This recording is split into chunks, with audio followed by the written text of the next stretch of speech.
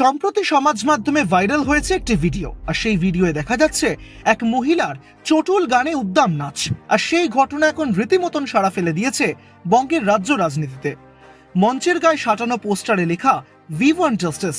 কোনো পোস্টারে লেখা রয়েছে দফা 1 দাবি 1 মমতা বন্দ্যোপাধ্যায়ের পদত্যাগ। কোনো পোস্টারে আবার লেখা রয়েছে জাস্টিস ফর আরজি কর।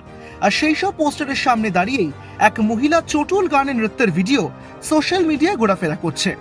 তৃণমূল কংগ্রেসের অভিযোগ, বিজেপির কর্মসূচিতে এরকম ঘটনা ঘটেছে বলেই শোনা গিয়েছে। যদিও সেই অভিযোগ অস্বীকার করেছে বিজেপি, বরং তৃণমূল সাংসদ সাকেত গোখলে সেই অভিযোগ করায় পাল্টা পদ্ম শিবিরের তরফে খোঁচা দেওয়া হয়েছে যে অবাঙালি লোকেদের রাজ্যসভায় পাঠালে এরকমই হয়, যিনি বাংলা পড়তে পারেন না বা লিখতে পারেন না।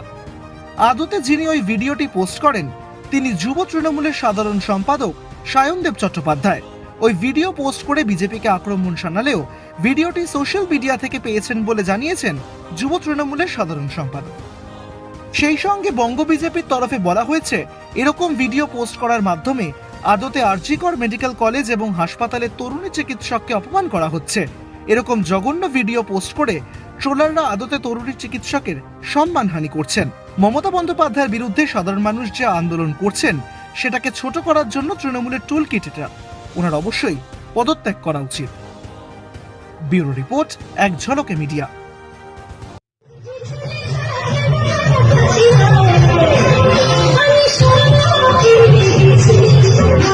আমি